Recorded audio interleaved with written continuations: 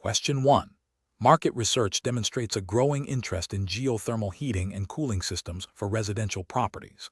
A client, eager to embrace this technology, has instructed you to proceed with the installation of a geothermal system on their property, assuming it will be straightforward and universally beneficial. However, your initial review suggests potential complexities regarding ground conditions, local planning restrictions on borehole drilling, and specific building regulations for underground infrastructure. What is the most professionally responsible course of action? Option A. Agree to the client's request to proceed with the installation, but only after obtaining a written waiver from the client acknowledging that they understand and accept all potential risks and liabilities associated with non-compliance with regulations. Option B. Inform the client that geothermal systems are generally problematic and recommend they abandon the idea in favor of a more conventional heating solution, without conducting a detailed assessment of their specific property. Option C. Advise the client that a comprehensive feasibility study, including detailed site surveys, assessment of local planning permissions, and a thorough review of current UK building regulations and environmental guidelines pertaining to geothermal installations, is a mandatory prerequisite before any commitment to the system. Option D.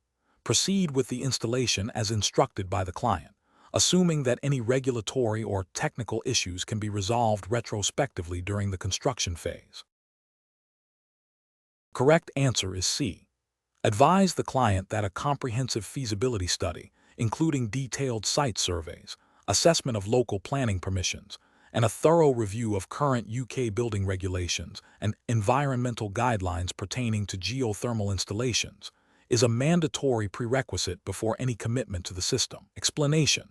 This scenario presents a professional challenge due to the inherent conflict between a client's desire for a specific outcome and the property professional's duty to provide accurate, unbiased advice based on technical and regulatory realities. The property professional must navigate the client's enthusiasm for a geothermal system against the objective assessment of its feasibility and compliance with relevant building regulations and environmental guidelines. The core of the challenge lies in balancing client satisfaction with professional integrity and adherence to legal and ethical standards. The correct approach involves a thorough, evidence-based assessment of the geothermal system's suitability, including a detailed review of local planning permissions, building regulations concerning ground disturbance and energy systems, and any environmental impact assessments required.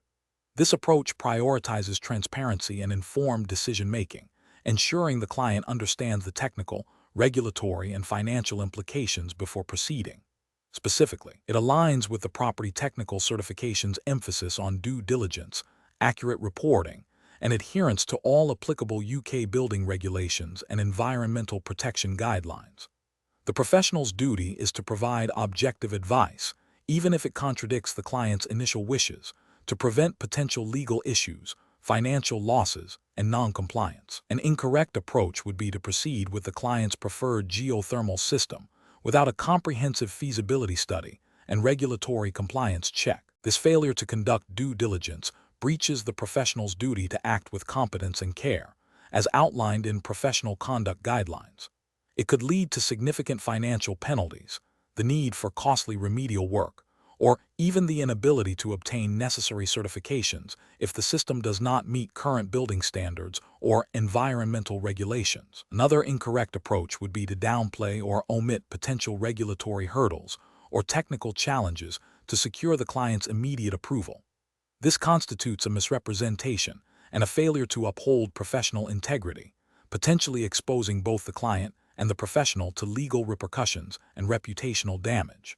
Professionals should employ a decision-making framework that begins with understanding the client's objectives, followed by a rigorous investigation of all technical, legal, and regulatory requirements. This involves consulting relevant legislation, seeking expert opinions where necessary, and clearly communicating all findings, including potential risks and alternatives, to the client.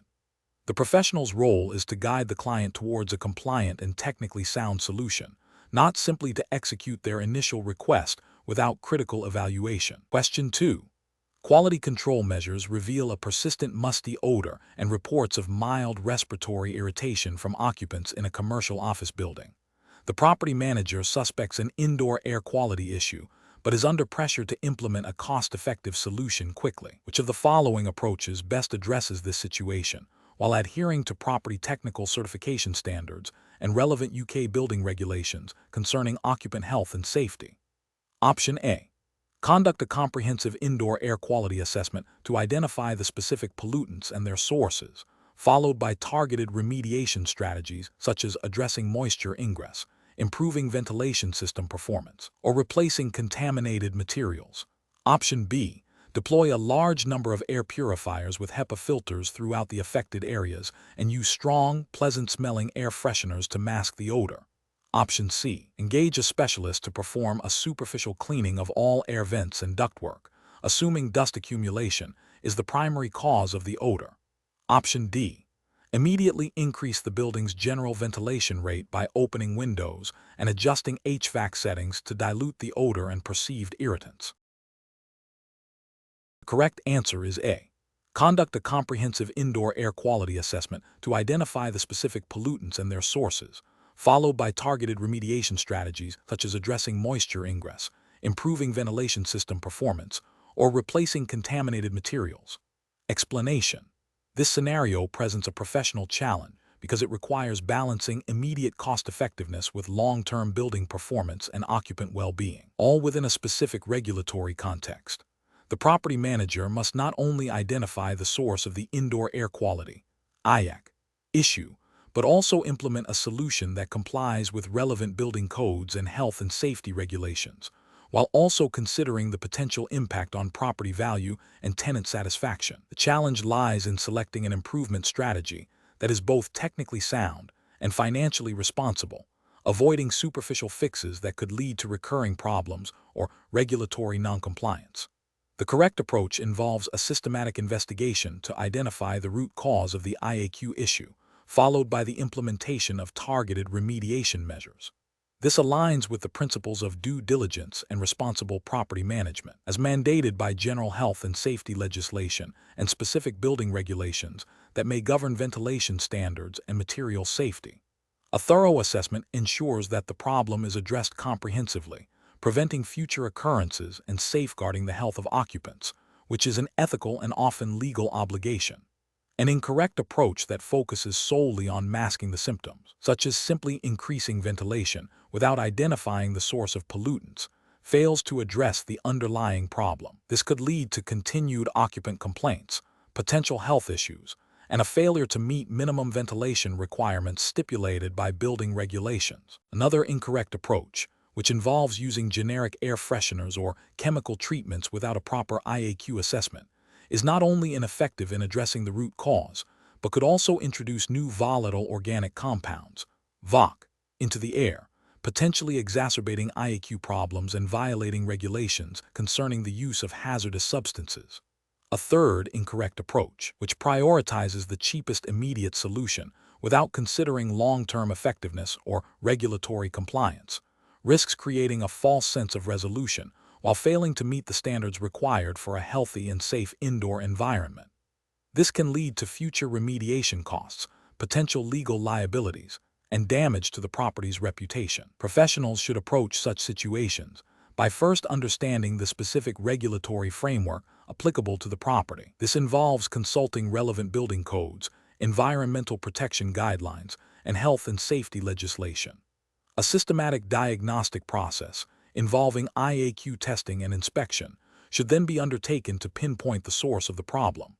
Based on the findings, a remediation plan should be developed that prioritizes effective, compliant, and sustainable solutions. This plan should be reviewed for its adherence to all applicable regulations and its potential impact on occupants and the building's long-term integrity. Question 3. Cost-benefit analysis shows that initiating foreclosure proceedings immediately upon a borrower's mispayment might seem to expedite debt recovery.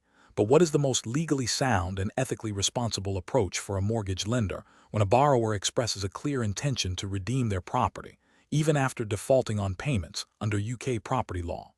Option A. Proceed with foreclosure to secure the lender's interest, as the borrower has failed to meet their contractual obligations. Option B. Immediately issue a notice of sale, as the default has triggered the lender's right to sell the property to recover the outstanding debt. Option C. accept a partial payment towards the outstanding arrears as a gesture of goodwill, thereby delaying foreclosure proceedings. Option D. Engage with the borrower to ascertain the full amount required for redemption, principal, accrued interest, and reasonable costs, and provide a clear time frame for them to discharge this debt before taking further enforcement action. The correct answer is A. Proceed with foreclosure to secure the lender's interest, as the borrower has failed to meet their contractual obligations. Explanation. This scenario presents a professional challenge because it requires a nuanced understanding of the borrower's rights and the lender's obligations within the foreclosure and redemption process, specifically under UK property law and relevant consumer protection guidelines. The core difficulty lies in balancing the lender's right to recover debt with the borrower's statutory and equitable rights to redeem the property, even after default. A hasty or misinformed approach can lead to legal challenges, reputational damage, and financial penalties. The correct approach involves a thorough review of the mortgage deed, the borrower's communication history, and the relevant provisions of the Law of Property Act 1925 and the Consumer Credit Act 1974, where applicable to regulated mortgages. This approach prioritizes understanding the borrower's current financial situation and exploring all legally permissible avenues for redemption before proceeding with foreclosure. It acknowledges that redemption can occur at any point before a foreclosure order is made absolute, provided the borrower can discharge the full debt, interest, and costs. This aligns with the equitable principle that a mortgage is a security for a loan, not an outright sale of the property, and the borrower retains a right to reclaim their property upon repayment.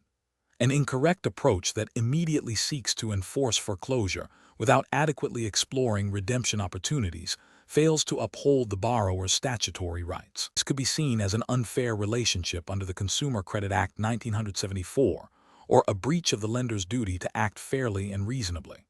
Another incorrect approach, such as accepting only a partial payment towards the outstanding debt as a condition for redemption without considering the full amount due, misinterprets the legal definition of redemption, which requires the complete discharge of all sums owed. This could lead to the borrower being unfairly denied their right to redeem. Professionals should adopt a decision-making process that begins with a comprehensive assessment of the borrower's circumstances and their stated intention to redeem. This involves clear, documented communication with the borrower, outlining the exact amount required for redemption and the available timelines.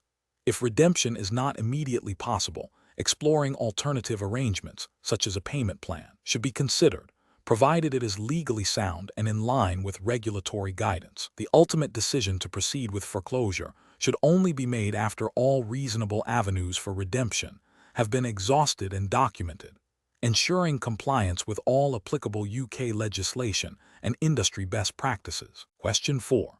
Process analysis reveals that a parcel of land, previously used for light industrial purposes in the mid-20th century, is being considered for residential development. Historical records are incomplete regarding specific activities on the site. What is the most appropriate initial step for a property technical professional to take to address potential soil and groundwater contamination risks in accordance with UK regulatory framework and guidance? Option A. Inform the local authority of potential contamination and await their instructions before undertaking any assessment. Option B. Conduct a detailed desk study and site walkover to identify potential contamination sources and inform the need for further intrusive investigations. Option C. Commence intrusive site investigations immediately to ascertain the extent of any contamination. Option D.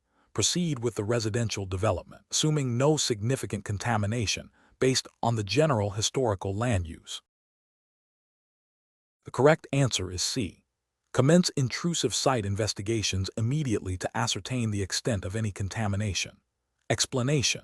This scenario is professionally challenging because it requires a property technical professional to balance the immediate need for property development with the long-term environmental and legal responsibilities associated with potential soil and groundwater contamination. Failure to adequately assess and manage contamination risks can lead to significant financial liabilities, reputational damage, and legal penalties under the relevant environmental protection legislation.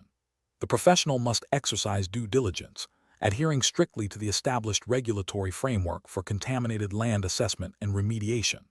The correct approach involves a phased investigation process, starting with a desk study and site walkover, followed by intrusive investigations if necessary, and culminating in a remediation strategy if contamination is identified. This aligns with the principles of risk assessment and management mandated by environmental regulations, ensuring that any development proceeds with a full understanding of potential hazards and appropriate mitigation measures are in place.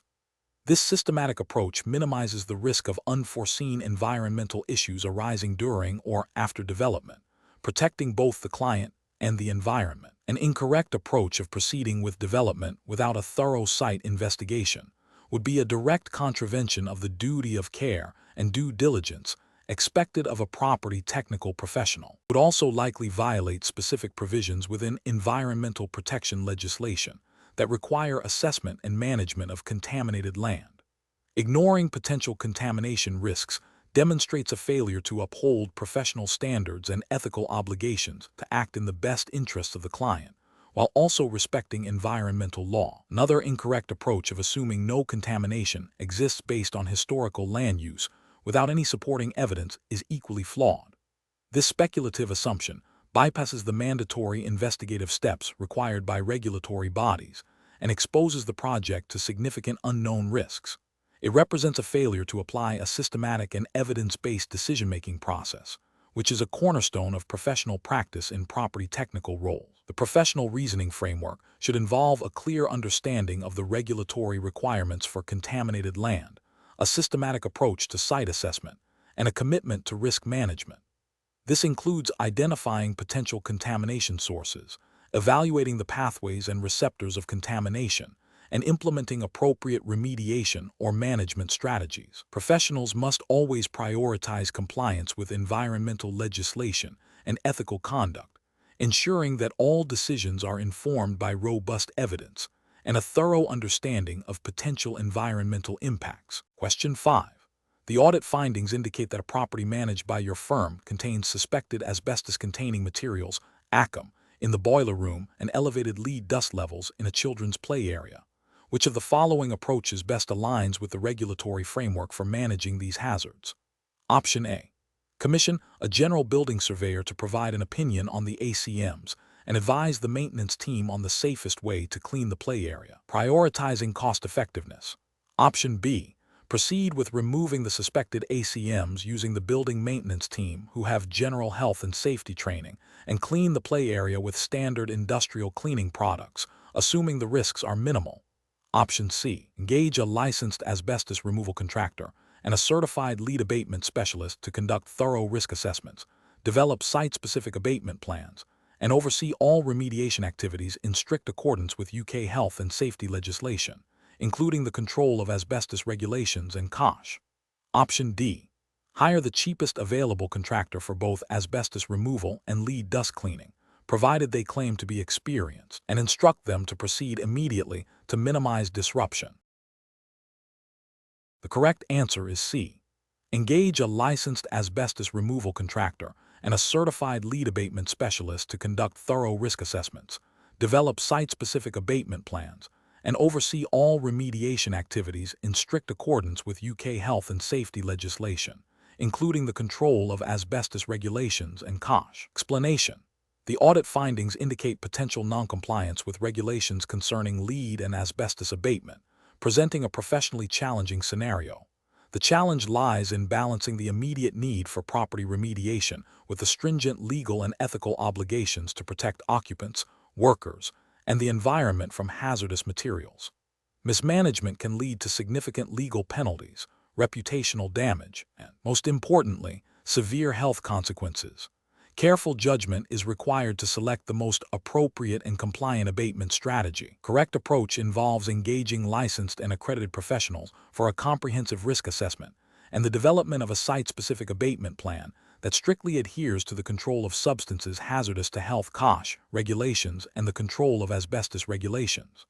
This plan must detail the scope of work, containment measures, personal protective equipment (PPE) requirements, waste disposal procedures, and post-abatement clearance testing. This approach is correct because it prioritizes regulatory compliance and health and safety, ensuring that all actions are undertaken by qualified individuals following established best practices and legal mandates.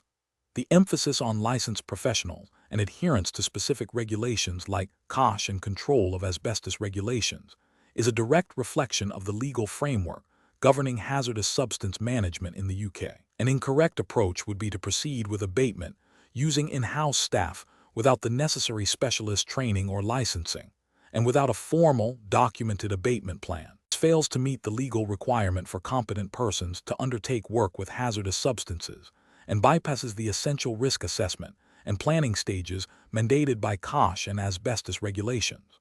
Another incorrect approach is to assume that standard cleaning procedures are sufficient for lead dust or minor asbestos-containing material ACM disturbance. This ignores the specific hazards associated with these materials and the specialized techniques required for their safe removal and disposal, violating the duty of care under health and safety legislation.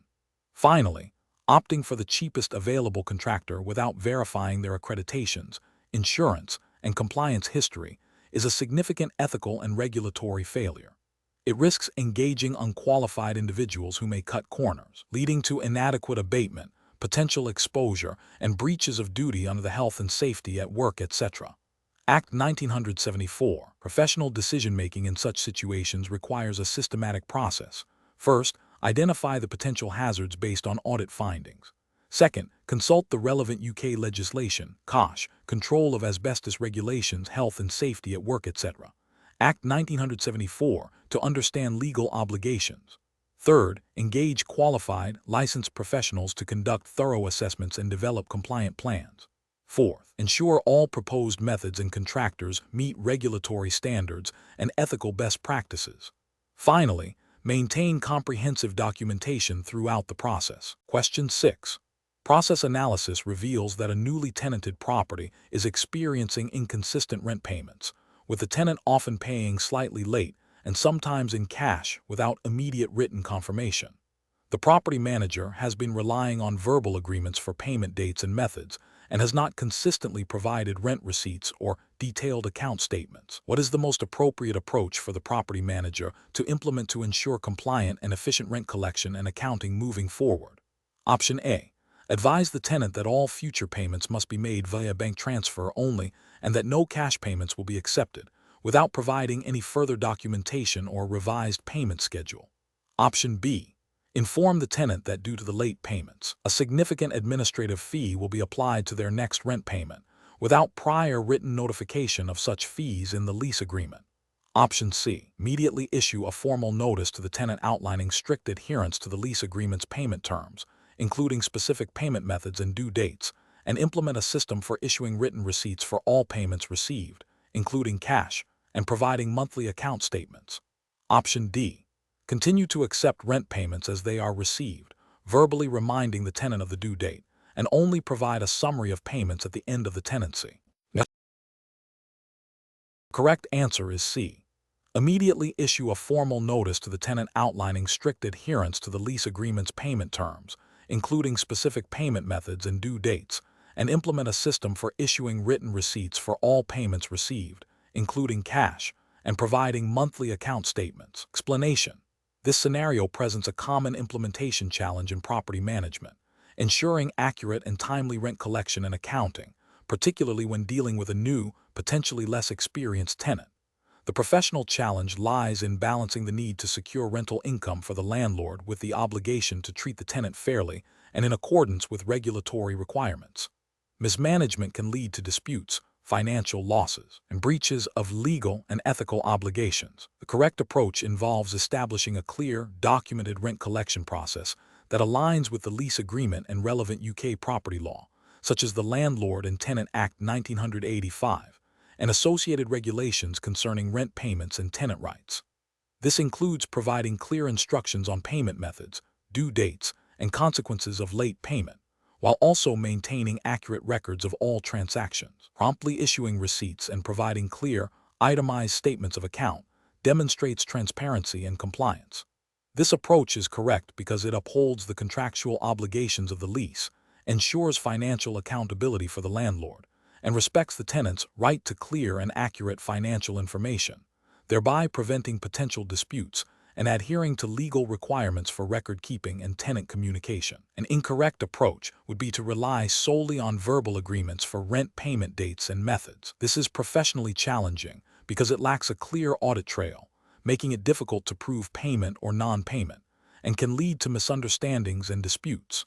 Ethically and regulatorily, it fails to provide the tenant with the certainty and clarity required regarding their financial obligations and the landlord's expectations, potentially contravening principles of fair dealing and transparency expected under UK consumer protection legislation and best practice guidelines for property professionals.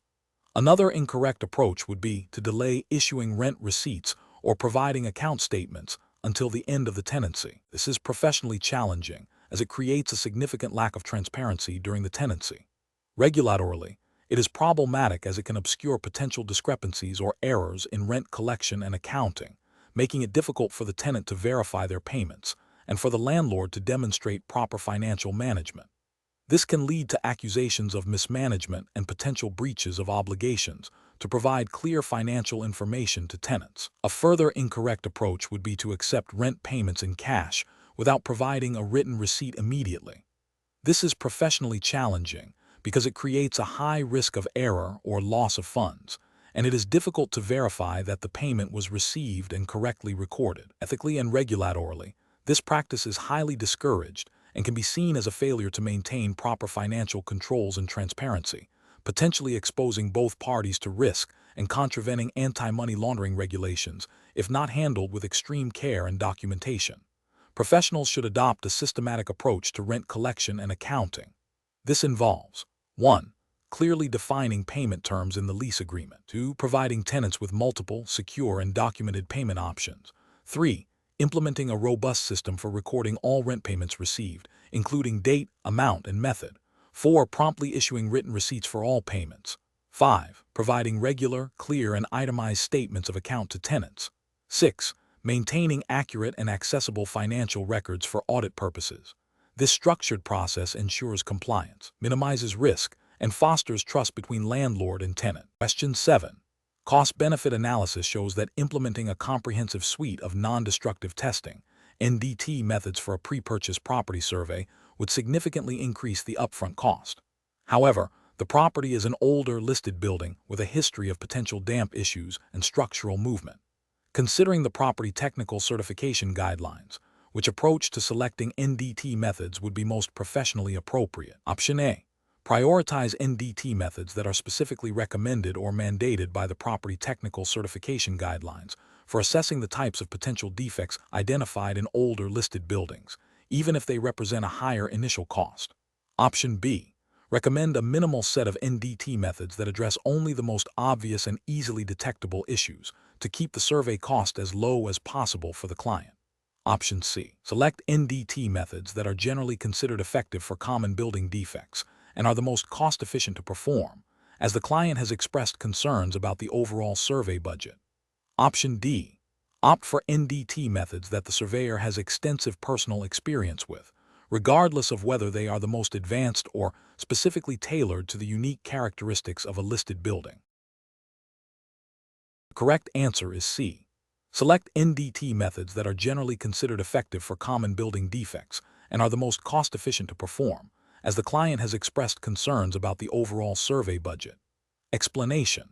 This scenario presents a professional challenge because it requires balancing the immediate financial considerations of a property transaction with the long-term implications of structural integrity and potential future liabilities. The surveyor must exercise careful judgment to ensure that the chosen non-destructive testing, NDT methods, are not only cost-effective, but also sufficiently thorough to meet regulatory requirements and protect the client's interests. The challenge lies in identifying the most appropriate NDT methods that provide reliable data without causing undue damage or incurring excessive costs, all within the framework of the property technical certification regulations. The correct approach involves selecting NDT methods that are specifically recommended or mandated by the property technical certification guidelines for the identified potential defects, considering the age and construction type of the property. This approach is right because it prioritizes regulatory compliance and the accurate assessment of structural condition. The property technical certification framework likely outlines acceptable NDT techniques for various building materials and potential issues, ensuring that the chosen methods provide sufficient data for a professional opinion on the property's condition. Adhering to these guidelines demonstrates due diligence and upholds professional ethical standards by ensuring the client receives a comprehensive and reliable assessment. An incorrect approach of solely relying on the cheapest available NDT method is professionally unacceptable. This fails to meet regulatory requirements if the chosen method is not deemed adequate by the property technical certification standards for the specific potential defects. It also poses an ethical failure as it prioritizes cost over the accuracy and completeness of the assessment, potentially misleading the client about the property's true condition and exposing them to unforeseen repair costs and liabilities. Another incorrect approach of selecting NDT methods based purely on the surveyor's personal familiarity, without considering their suitability for the specific property and potential issues, is also professionally unacceptable. This can lead to an incomplete or inaccurate assessment, violating the surveyor's duty of care and potentially contravening the property technical certification guidelines if the chosen methods are not appropriate for the identified risks. A professional decision-making process for similar situations should involve a systematic evaluation of the property's characteristics, known or suspected defects, and the specific requirements of the property technical certification. This includes researching and understanding the capabilities and limitations of various NDT methods in relation to the identified risks. The surveyor must then select methods that offer the best balance of accuracy, reliability, cost-effectiveness, and regulatory compliance, always prioritizing the client's informed decision-making based on a thorough and professional assessment. Question 8. The efficiency study reveals that a particular property valuation firm has consistently achieved higher reported valuations for a specific type of residential property when employing the cost approach, compared to the sales comparison approach. The firm's management is now suggesting that, for all future valuations of similar properties, the cost approach should be the primary method used, regardless of the availability of comparable sales data. A junior valuer is tasked with valuing a standard 3-bedroom house in a well-established neighborhood with numerous recent sales of similar properties. The junior valuer is aware of the firm's directive but also knows that the sales comparison approach is typically the most reliable for this type of property. Option A, the sales comparison approach. Option B, the income approach. Option C, a blended approach combining elements of all three methods without specific justification for each component. Option D, the cost approach. The correct answer is A, the sales comparison approach. Explanation: this scenario presents a professional challenge because the valuer is pressured to adopt a valuation method that aligns with a predetermined outcome, rather than the most appropriate method for the specific property and market conditions.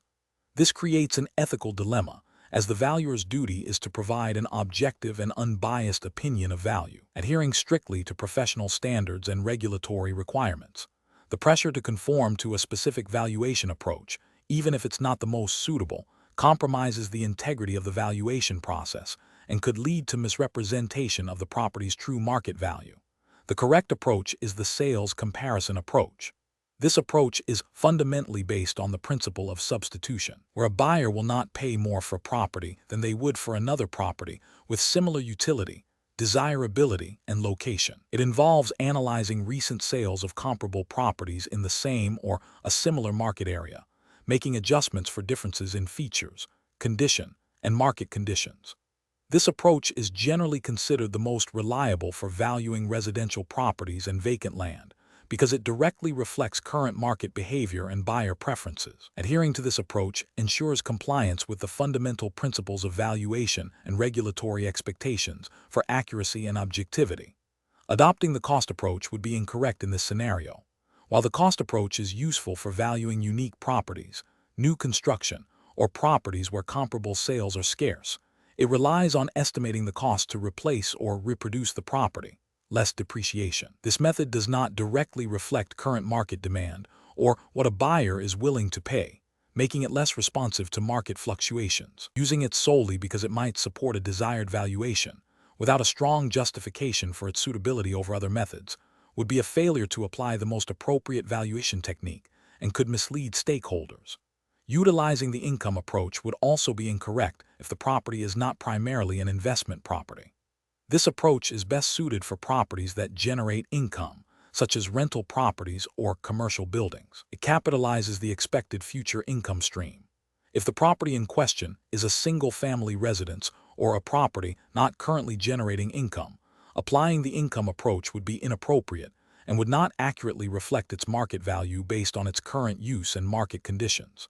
This would be a misapplication of a valuation method, violating professional standards of competence and due diligence. The professional decision-making process in such situations requires a steadfast commitment to ethical principles and regulatory compliance. A valuer must first identify the most appropriate valuation approach based on the property type, its highest and best use, and available market data. If pressured to use an inappropriate method, the valuer should clearly articulate the reasons why the requested approach is unsuitable and explain the rationale for selecting the most appropriate method. Maintaining professional independence and objectivity is paramount. If the pressure persists and compromises the valuer's ability to perform their duties ethically and competently, they should consider withdrawing from the assignment. Question 9. The performance metrics show a significant increase in energy consumption for the HVAC system over the past quarter, coupled with inconsistent temperature readings across different zones within the building. The property owner, eager to reduce immediate operational costs, suggests a partial upgrade focusing only on replacing the thermostat controls, believing this will be a quick and cost-effective solution. As a property surveyor certified under the Property Technical Certification, what is the most appropriate course of action? Option A. Inform the owner that the performance metrics are within acceptable industry variations and no action is required at this time. Option B.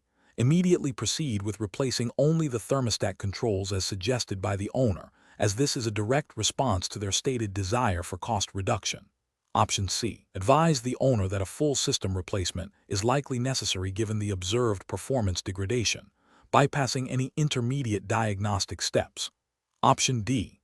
Recommend a comprehensive diagnostic assessment of the entire HVAC system to identify the root cause of the performance issues before proposing any specific upgrades. The correct answer is D.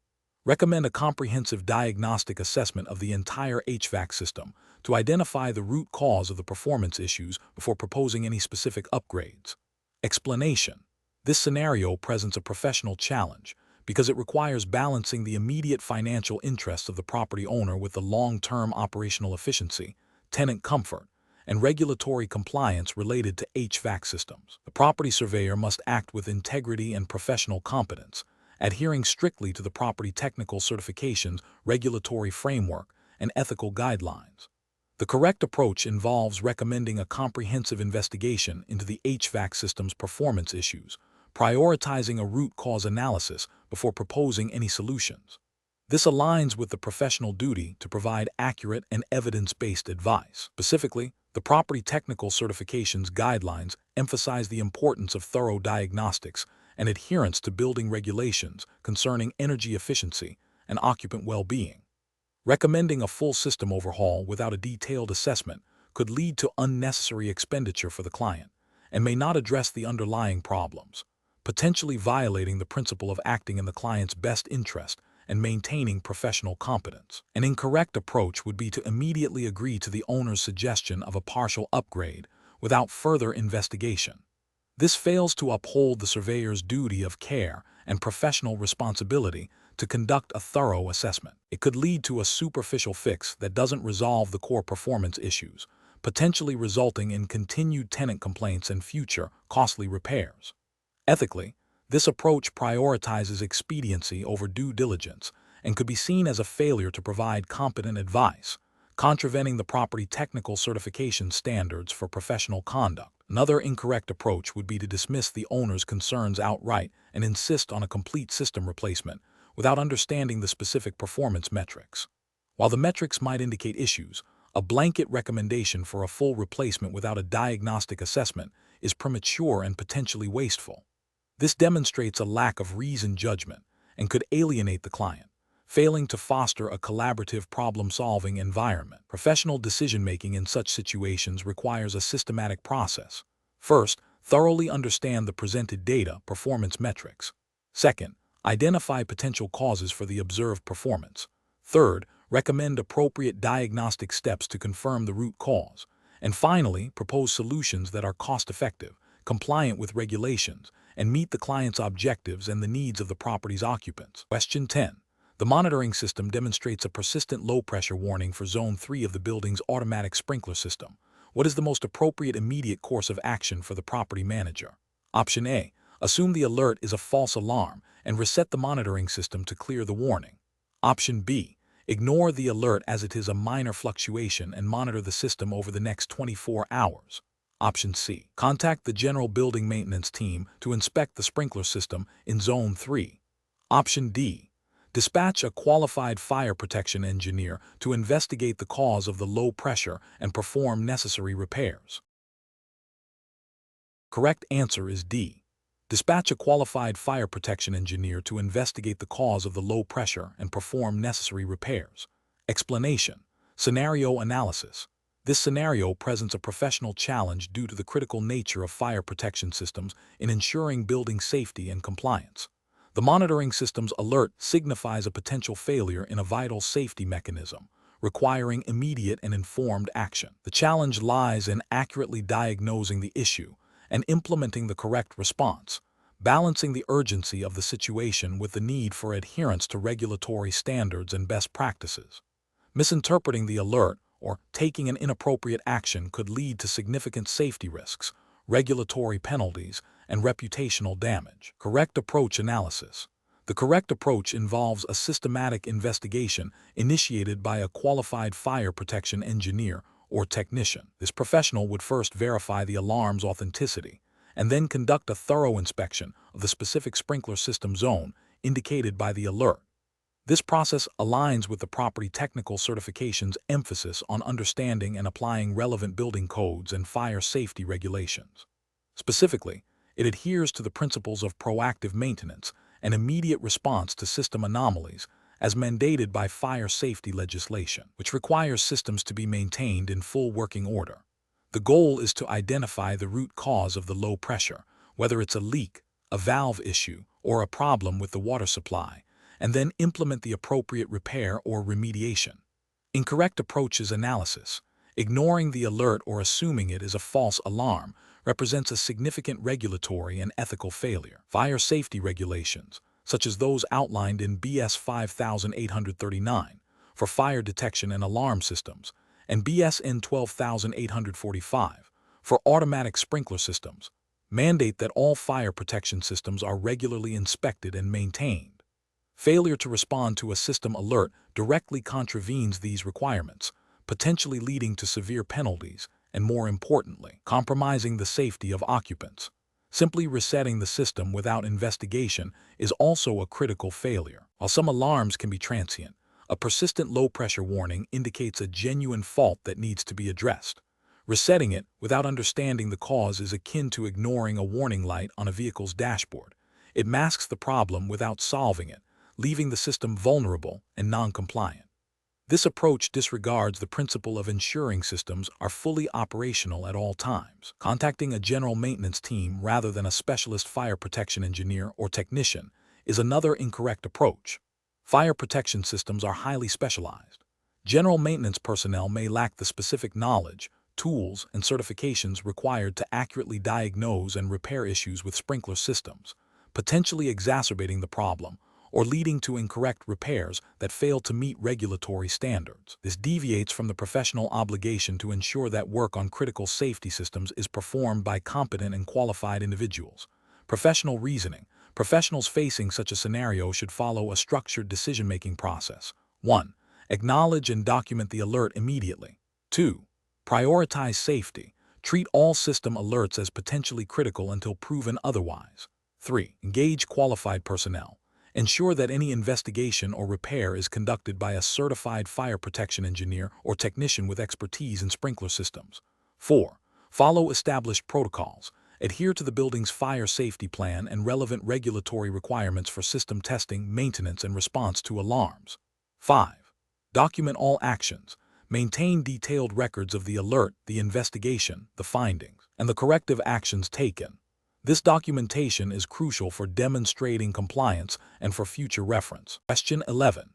Cost-benefit analysis shows that implementing a comprehensive suite of best management practices, BMP, for stormwater management and erosion control on a new development site would incur a 20% higher upfront cost compared to a minimal approach that only addresses the most obvious immediate erosion risks. However, the minimal approach carries a significant risk of future fines, potential downstream property damage due to increased runoff, and the need for costly remediation within 5 years. Given the regulatory framework for the property technical certification, which approach should a property owner, advised by a certified professional, prioritize? Option A. Seek a variance from the regulatory requirements, arguing that the economic burden of comprehensive BMPs is prohibitive for the project's viability. Option B. Opt for the minimal approach to erosion control, focusing on immediate cost savings and addressing any potential issues only if they arise in the future. Option C. Prioritize the comprehensive suite of BMPs, accepting the higher initial investment to ensure long-term regulatory compliance and mitigate future environmental and financial risks. Option D. Implement a hybrid approach, selecting only a few of the most visible BMPs from the comprehensive suite while deferring the rest to reduce upfront costs. The correct answer is C. Prioritize the comprehensive suite of BMPs, accepting the higher initial investment to ensure long-term regulatory compliance and mitigate future environmental and financial risks. Explanation. Scenario analysis.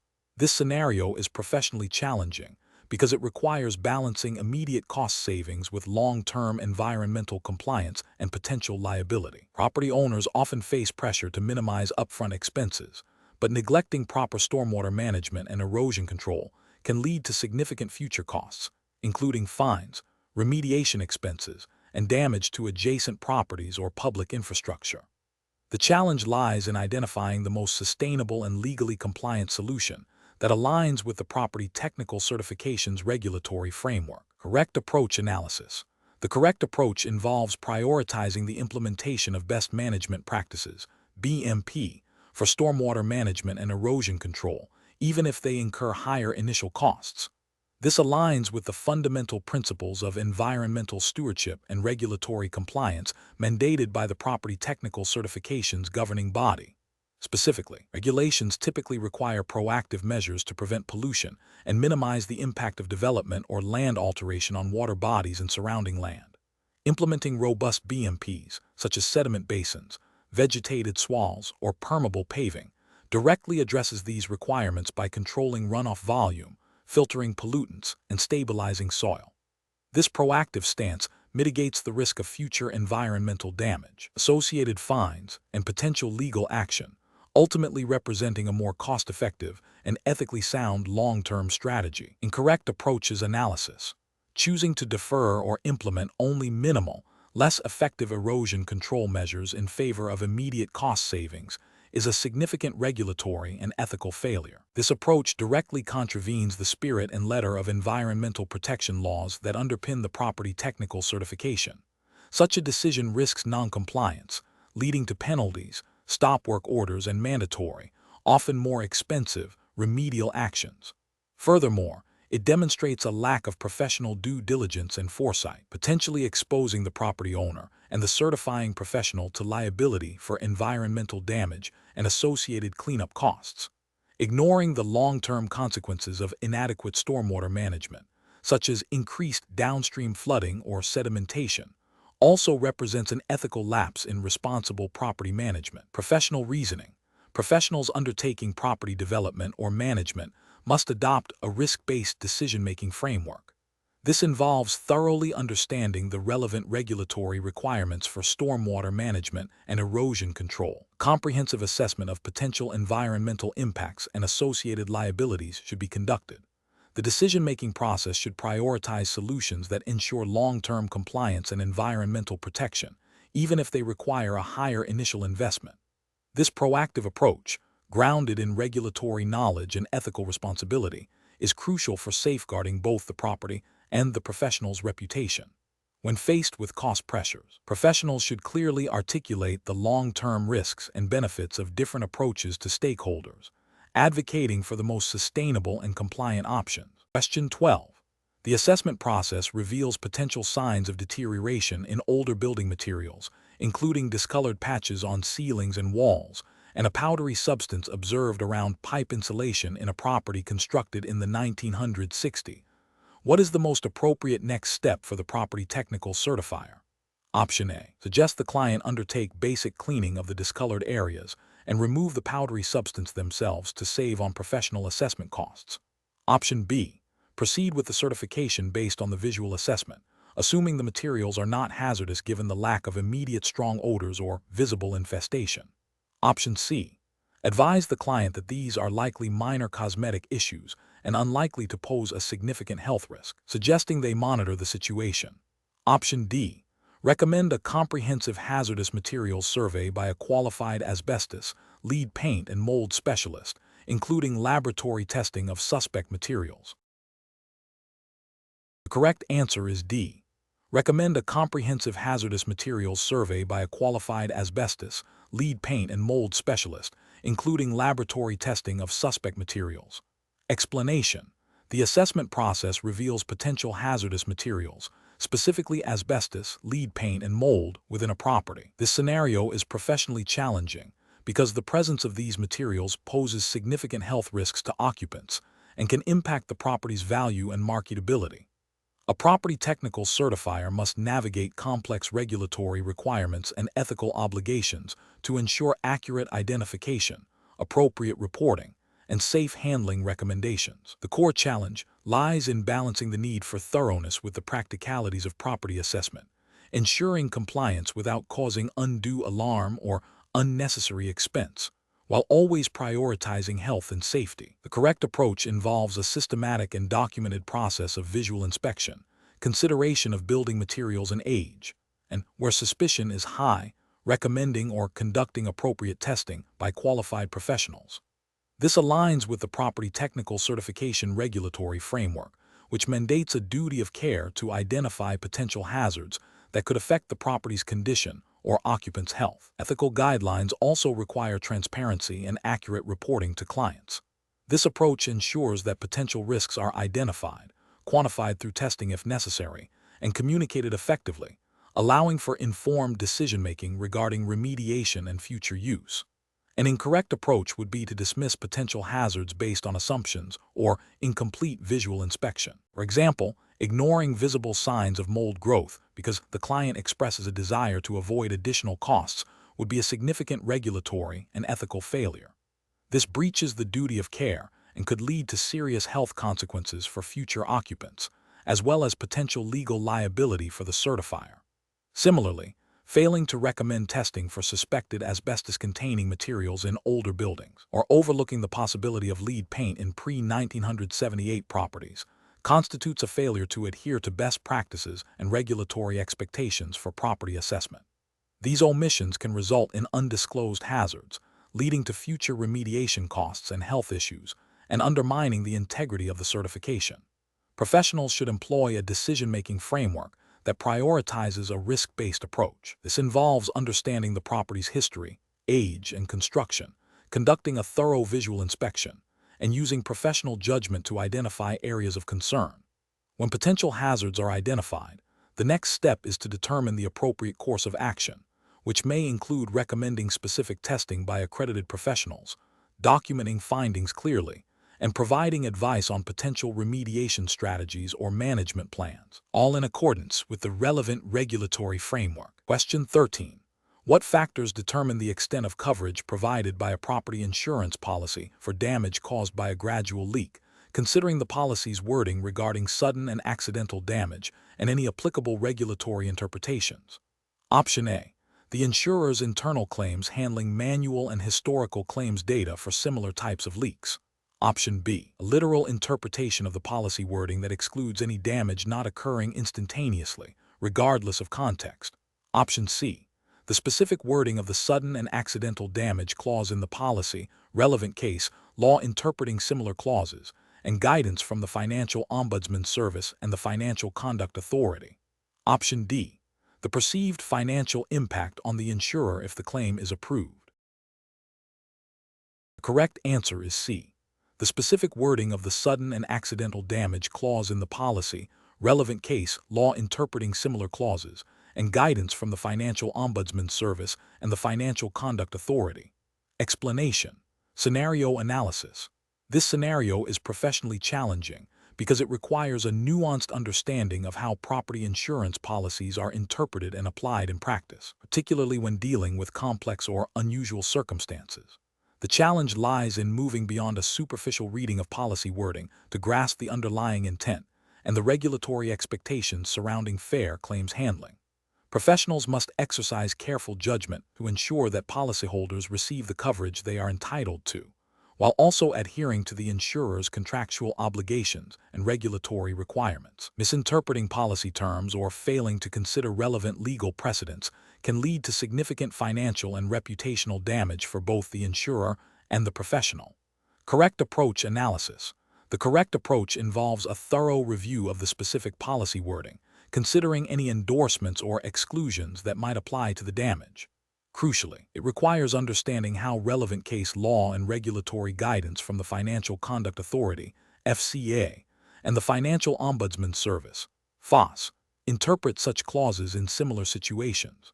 This approach is correct because it aligns with the regulatory framework governing insurance in the UK, which emphasizes fairness, transparency, and the proper application of policy terms. The FCA's principles for businesses, particularly Principle 6, Customers' Interests, and Principle 7, Communications with Clients, mandate that firms act honestly, fairly, and professionally in accordance with the best interests of their clients.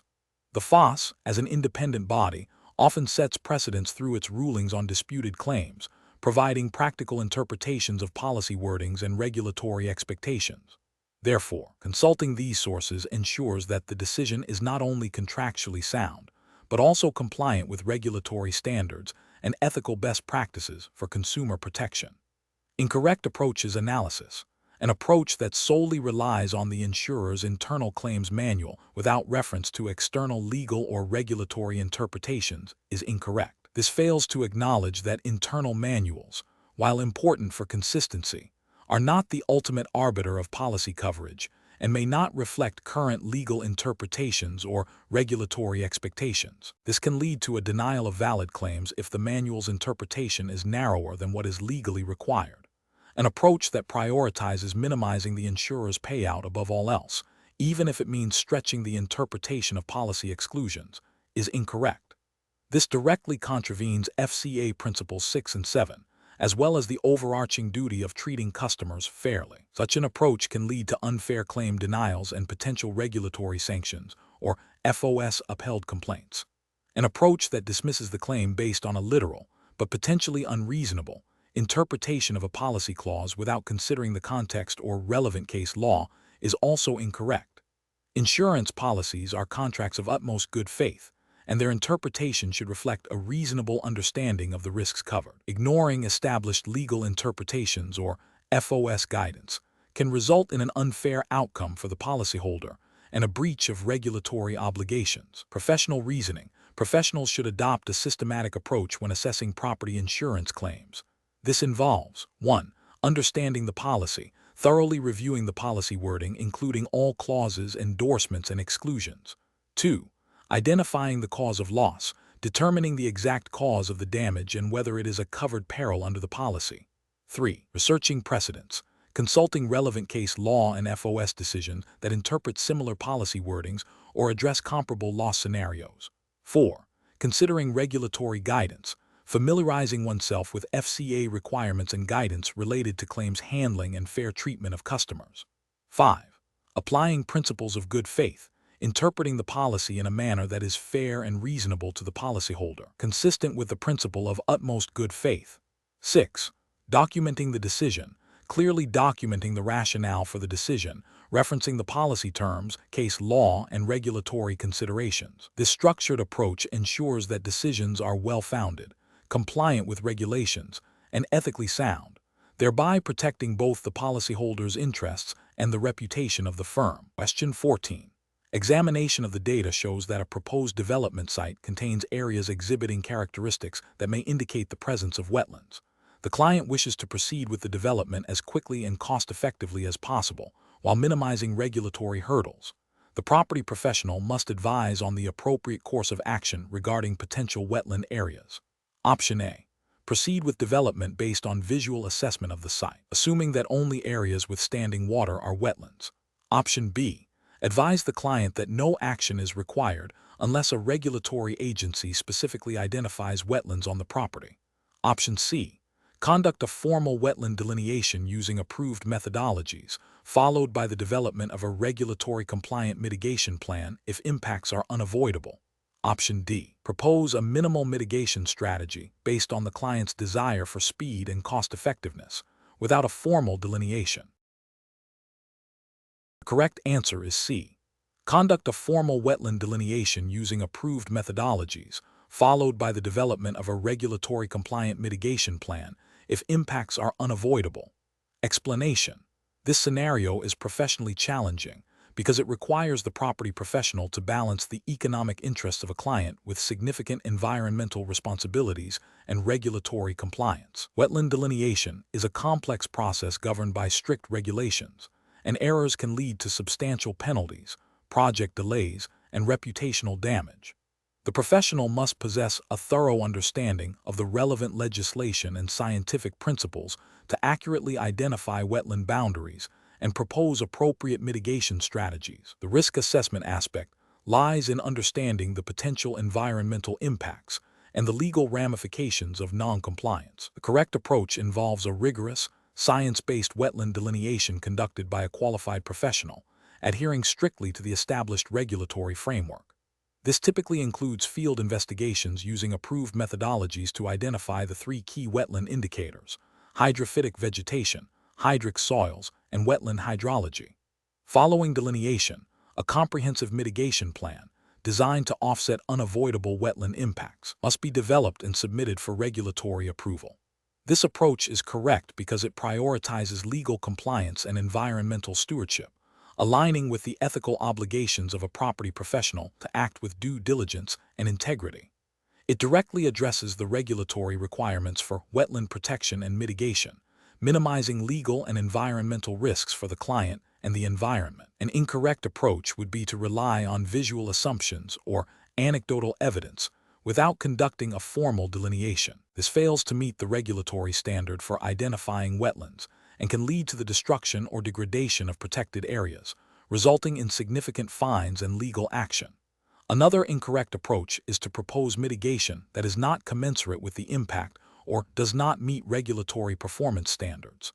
This demonstrates a lack of understanding of the mitigation hierarchy: avoid, minimize, restore, offset, and can be seen as an attempt to circumvent environmental protection laws, leading to regulatory rejection and potential penalties. A third incorrect approach is to ignore the need for mitigation altogether, assuming that minor impacts are inconsequential. This directly violates the principle of compensatory mitigation required for unavoidable wetland impacts and exposes the client to substantial legal and financial liabilities. Professionals should approach such situations by first identifying all applicable regulations and guidelines. They should then engage qualified specialists for technical assessments like wetland delineation. A thorough risk assessment should be conducted, considering potential environmental impacts, regulatory requirements, and the client's objectives.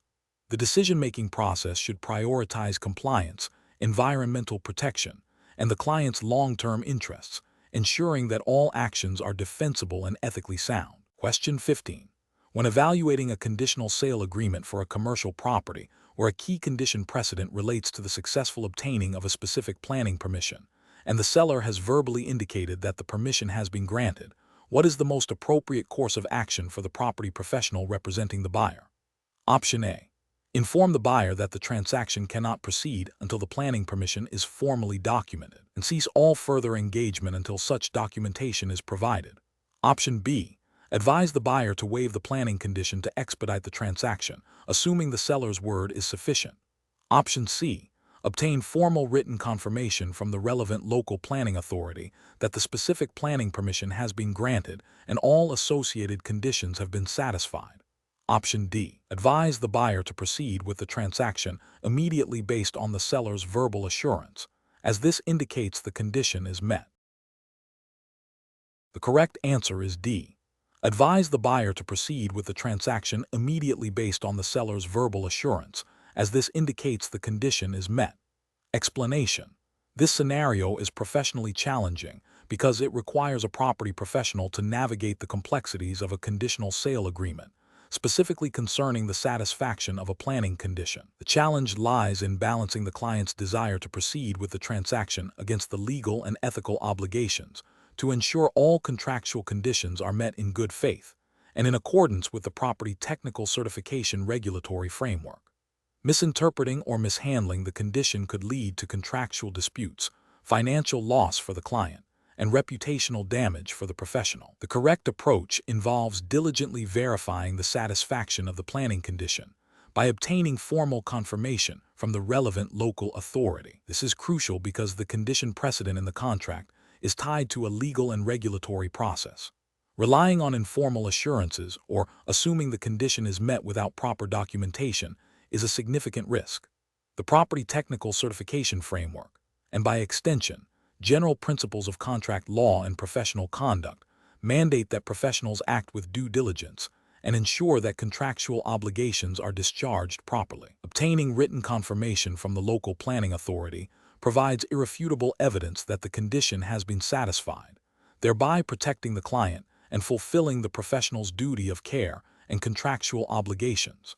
An incorrect approach would be to proceed with the transaction based on the seller's verbal assurance that the planning permission has been granted. This fails to adhere to the contractual requirement for formal confirmation and exposes the buyer to the risk that the permission may not be as expected or may have unfulfilled stipulations. Ethically, this demonstrates a lack of due diligence and a failure to protect the client's interests.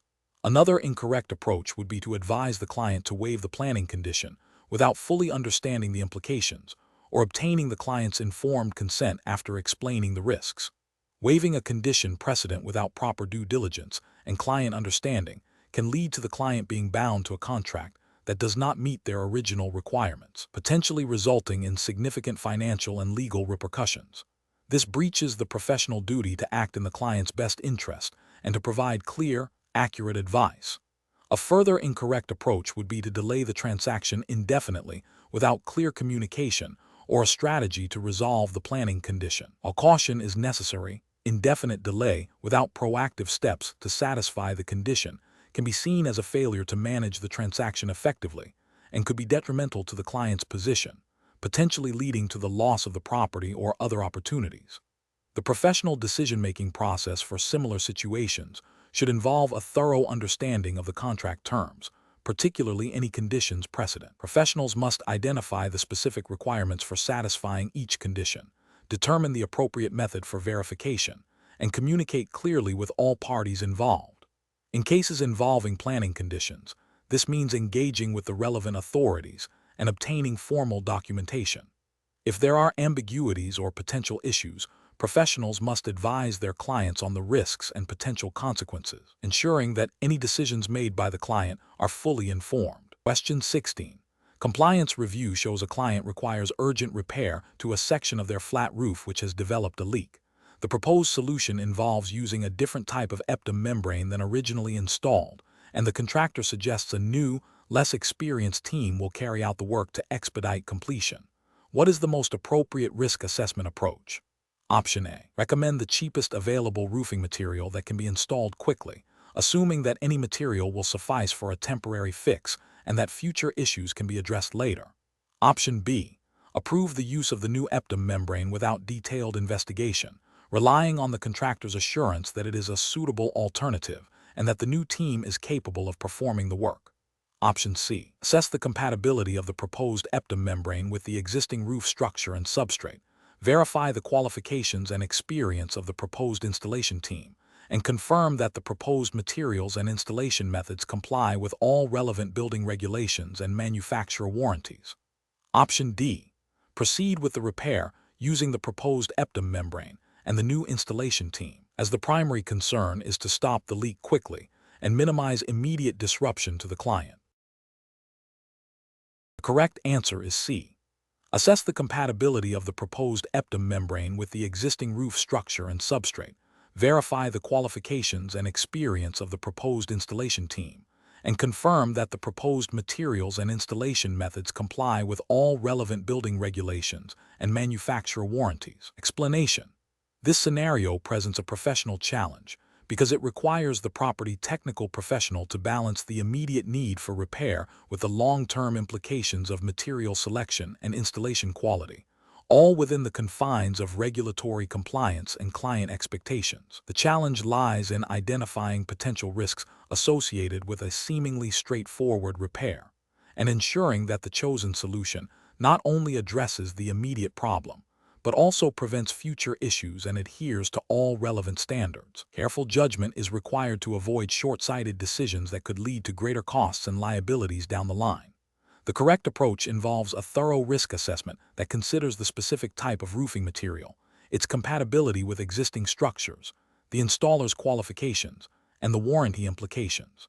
This approach is justified by the regulatory framework, which mandates that property professionals act with due diligence and competence. Specifically, adherence to the building regulations, in the UK context, for example, ensures that any repair or replacement work meets minimum standards for safety, structural integrity, and weather resistance. Furthermore, professional ethical guidelines require acting in the best interest of the client, which includes providing advice that leads to durable and compliant solutions, not just quick fixes. This involves understanding the potential failure modes of different roofing materials and installation techniques. An incorrect approach would be to prioritize speed and cost over quality and compliance. For instance, selecting a cheaper, less durable roofing material without considering its suitability for the climate or the building's structure would be a regulatory failure. This could violate building regulations concerning materials and workmanship. Ethically, it would be a failure to act in the client's best interest, potentially leading to premature failure and increased costs. Another incorrect approach would be to approve the use of an unqualified installer. This poses a significant risk of poor workmanship, which can lead to leaks, structural damage, and voided warranties. This directly contravenes the regulatory expectation for competent installation and could result in non-compliance with building standards and potential liability for the professional. Professionals should approach such situations by first understanding the scope of the problem and the client's objectives. They should then conduct a comprehensive assessment of potential solutions, considering material properties, installation methods, regulatory requirements, and long-term performance. This involves consulting relevant technical standards, manufacturer guidelines, and seeking expert advice if necessary.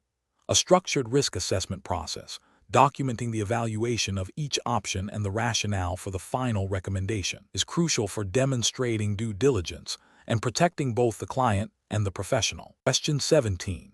Stakeholder feedback indicates a concern that some property owners may be pressured by developers to overlook minor breaches of the building regulations during the technical certification process to expedite project timelines.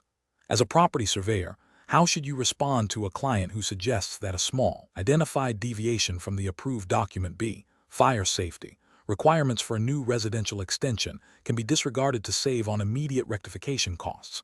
Option A. Suggest that the client obtain a retrospective waiver from the local authority for the specific deviation, without providing further details on the process or potential outcomes. Option B. Inform the client that while minor deviations are not ideal, they are often overlooked in practice, and that the focus should be on the overall functionality of the extension.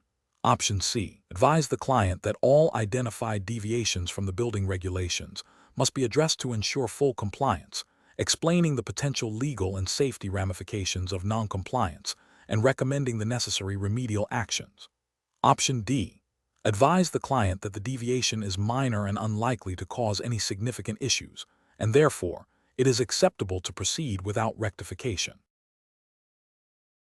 The correct answer is C. Advise the client that all identified deviations from the building regulations must be addressed to ensure full compliance, explaining the potential legal and safety ramifications of non-compliance and recommending the necessary remedial actions. Explanation. This scenario is professionally challenging because it requires balancing the immediate financial interests of a client with the long-term safety and compliance obligations mandated by building codes. The property surveyor must navigate potential client pressure to overlook minor non-compliance issues that could have significant future implications.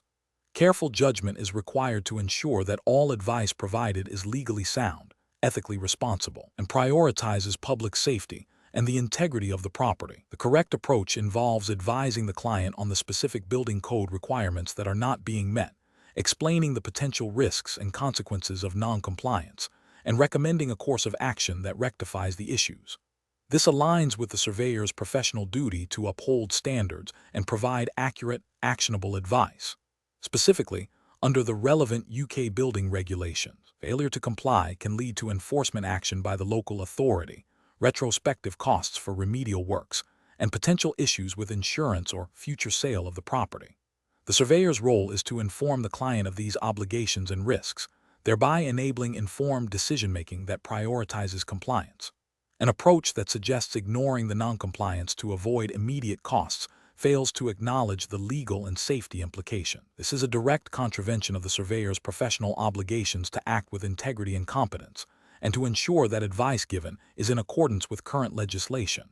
It also exposes the client to significant future liabilities and potential legal repercussions.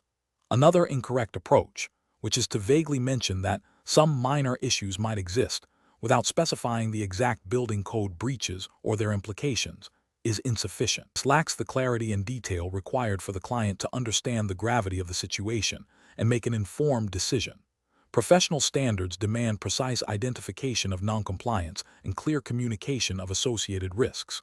Finally, an approach that prioritizes the client's desire to proceed without addressing the noncompliance, by suggesting that these things are often overlooked, is ethically and legally unsound. This implies a willingness to condone or facilitate noncompliance, which undermines the purpose of building codes and the surveyor's professional standing.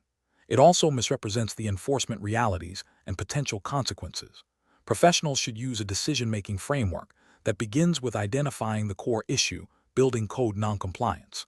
This should be followed by a thorough review of the relevant UK building regulations and any associated guidance. The next step is to clearly communicate the findings, including the specific regulations breached, the associated risks, safety, legal, financial, and the recommended compliant course of action to the client. This communication should be documented. If the client resists, the surveyor must reiterate their professional and legal obligations and the potential consequences of noncompliance, advising them to seek independent legal counsel if necessary. The surveyor must not compromise their professional integrity or legal responsibilities. Question 18.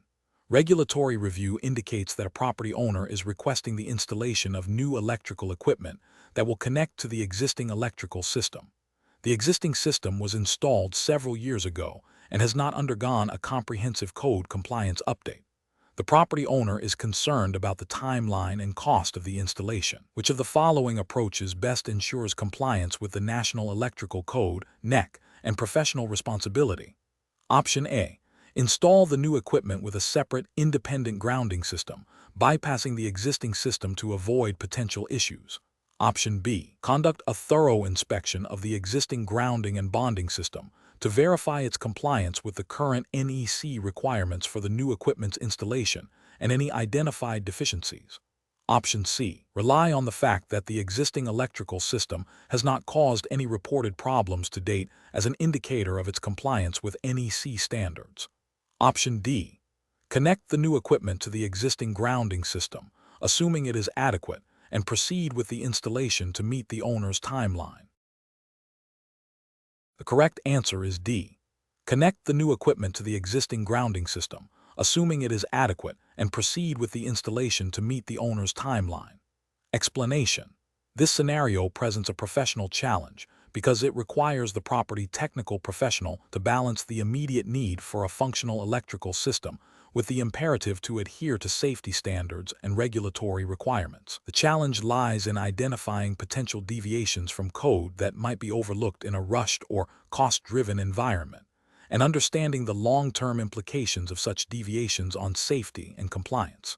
Careful judgment is required to ensure that any proposed solution is not only effective, but also fully compliant with the National Electrical Code, NEC. The correct approach involves a thorough review of the existing electrical installation against the current NEC requirements, specifically focusing on the grounding and bonding provisions. This approach is best professional practice because it prioritizes safety and regulatory compliance. The NEC mandates specific methods for grounding and bonding to ensure that electrical systems are safely connected to the earth, thereby preventing dangerous voltage buildup and providing a path for fault current. Adhering to these provisions is a fundamental ethical and legal obligation for property technical professionals. An incorrect approach that involves simply connecting the new equipment to the existing grounding system without verifying its adequacy and compliance with current NEC standards is professionally unacceptable. This failure stems from a disregard for the NEC's specific requirements for grounding electrode systems and bonding, which are designed to protect against electrical hazards. Another incorrect approach, which is to assume that because the system has functioned without apparent issue, it is compliant, ignores the proactive nature of code enforcement and the potential for latent hazards. Codes are designed to prevent future problems, not just address existing ones. Finally, an approach that prioritizes speed and cost savings over code compliance by implementing a superficial or incomplete grounding solution represents a severe ethical and regulatory failure. This demonstrates a lack of due diligence and a willingness to compromise safety for expediency, which can lead to serious accidents and legal liabilities. Professionals should employ a decision-making framework that begins with a comprehensive understanding of the applicable regulatory framework, in this case, the NEC. This involves consulting the most current edition of the code and any relevant local amendments. The process should then involve a detailed site assessment to identify all existing electrical components and their installation methods.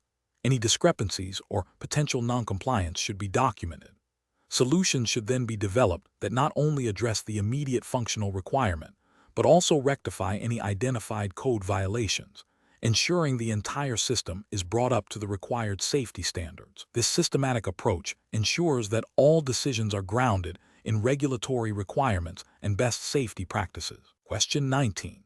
The efficiency study reveals that a property surveyor, when assessing a commercial property with a history of light industrial use, has adopted different methodologies for identifying potential environmental contamination. One approach involves a comprehensive review of historical aerial photographs, local authority records, and environmental agency databases, followed by a site walkover to identify visible signs of contamination. Another approach relies solely on the vendor's declaration that no environmental issues have ever been identified on the property. A third approach involves immediately recommending extensive and costly intrusive soil and groundwater testing without any preliminary desktop review. A fourth approach involves conducting a basic visual inspection of the property's current state without considering its historical use or any external environmental data. Which of these approaches best aligns with the regulatory framework and professional standards for identifying potential environmental issues in property transactions within the UK? Option A. Conducting a basic visual inspection of the property's current state without considering its historical use or any external environmental data. Option B. Immediately recommending extensive and costly intrusive soil and groundwater testing without any preliminary desktop review. Option C. Relying solely on the vendor's declaration that no environmental issues have ever been identified on the property. Option D. Conducting a comprehensive review of historical aerial photographs, local authority records, and environmental agency databases, followed by a site walkover to identify visible signs of contamination. The correct answer is D. Conducting a comprehensive review of historical aerial photographs, local authority records, and environmental agency databases, followed by a site walkover to identify visible signs of contamination. Explanation. This scenario presents a professional challenge due to the inherent uncertainties and potential liabilities associated with historical land use and environmental contamination. A property surveyor must balance the need to provide accurate and comprehensive information to a client with the legal and ethical obligations to disclose known or suspected environmental issues. Failure to adequately investigate or disclose can lead to significant financial penalties, reputational damage, and legal repercussions for both the surveyor and the client. Careful judgment is required to determine the appropriate level of due diligence and reporting based on the specific property's history and the regulatory environment. The correct approach involves a phased environmental site assessment, commencing with a desktop study and potentially progressing to intrusive investigations if initial findings warrant.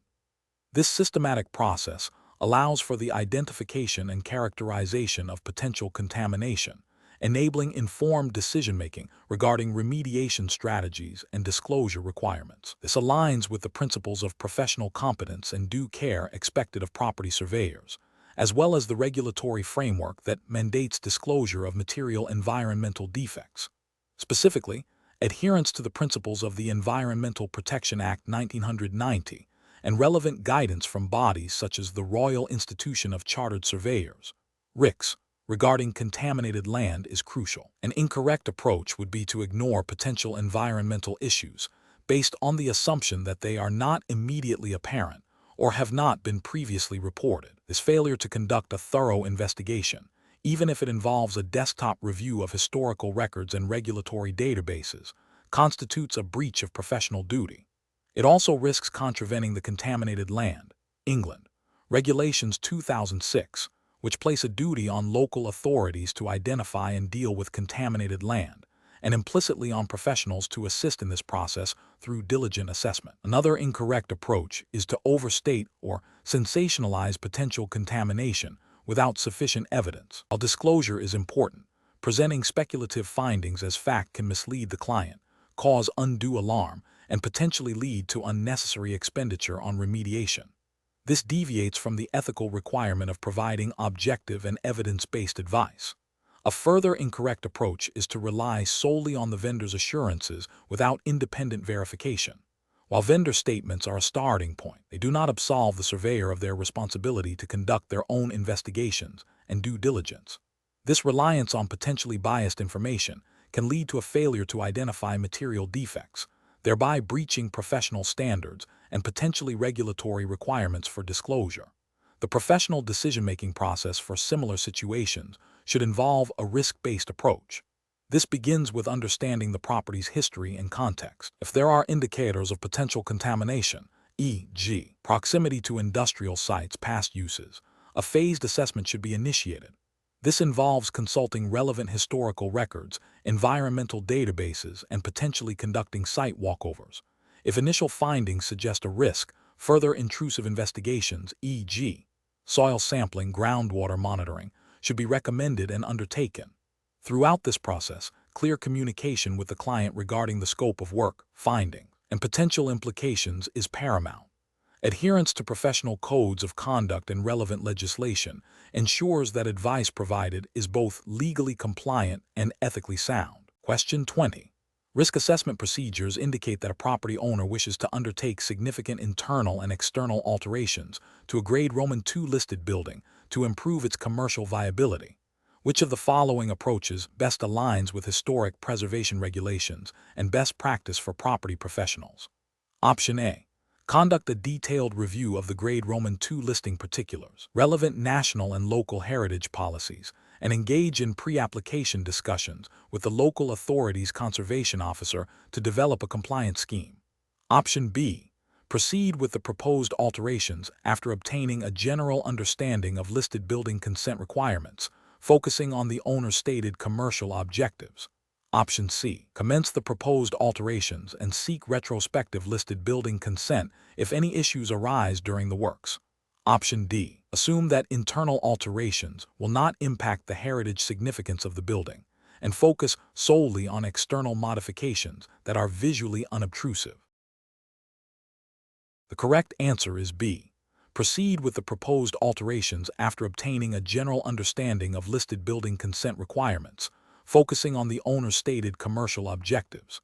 Explanation: this scenario is professionally challenging because it requires balancing the economic interests of a property owner with the legal and ethical obligation to preserve historic assets. The property owner's desire for modernization conflicts with the strict requirements of historic preservation regulations, necessitating a nuanced approach that respects both legal mandates and practical considerations. Careful judgment is required to navigate potential conflicts and ensure compliance without unduly hindering legitimate property use. The correct approach involves a thorough review of the specific heritage listing details and the applicable local authorities' conservation policies. This includes understanding the precise elements that contribute to the building's historic significance and identifying any restrictions or guidelines pertaining to alterations. Engaging with the local conservation officer early in the process to discuss proposed works and seek pre-application advice is crucial.